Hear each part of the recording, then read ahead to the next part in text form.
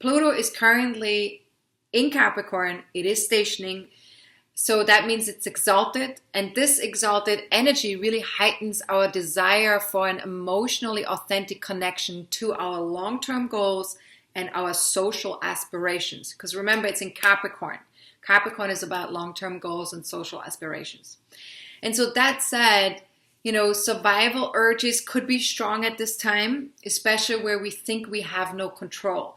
So especially in connection to, government or society, what's going on out there in the world in terms of economy, things that we feel we don't have control over. We might get a little bit fearful and nervous and sort of like have some kind of survival stuff come up.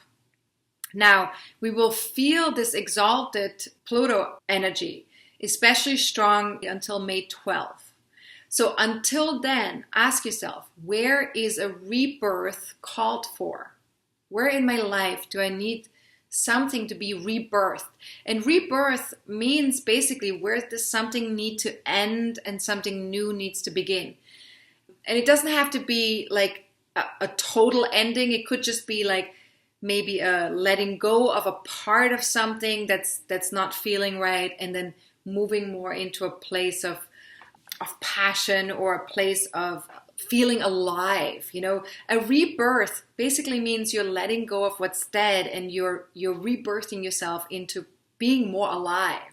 So where's a rebirth called for in your life?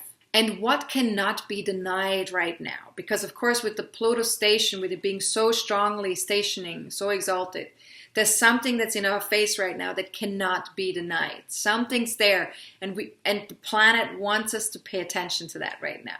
And how do my survival strategies show up at this time? What do I have them? What do they look like?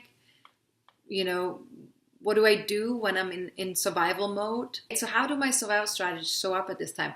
And feel free to maybe journal on that or meditate on that. And am I trying to hold on to what was in the past? Am I resisting what is right now? Am I scared of what might be? Am I going into possible future scenarios or imaginary futures? And am I scared of that? So Pluto very often is connected to the past and the future, in the sense that if we have experienced this empowerment in the past, we tend to not want to experience that again in the future. So we kind of like do whatever we can to protect ourselves from that reoccurring again.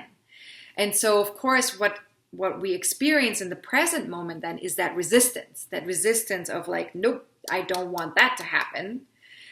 But it's connected to our fears about the future, what might be or might not be. So we need to take a look at that, because all of that keeps us in this loop, in this fear loop, or in this empowerment loop. Now, some other questions you can ask here is, where do I give my power away to something outside of me? And this is important as well, because very often with Pluto, when we give our power away to something outside of ourselves, then it's very difficult to stay in our center, to stay in our strength, in our inner power. So where do I give my power away to something outside of me? Something that I don't have control over to begin with. So that's important, because if we give something our attention that we don't have any control over, that is outside of our own influence, and we actually worry about it or we give it energy, then that has to feel completely disempowering, because there's nothing we can do. It's basically like saying like, I'm powerless. So how could I feel more empowered in connection with my aspirations, in connection with what I want for me out there in the world? How could I step into my own authority in the world? And of course, in order for us to really feel more empowered, we need to focus on what we actually have control over. We need to stop worrying about things we don't have control over, and need to just give that over to a higher power.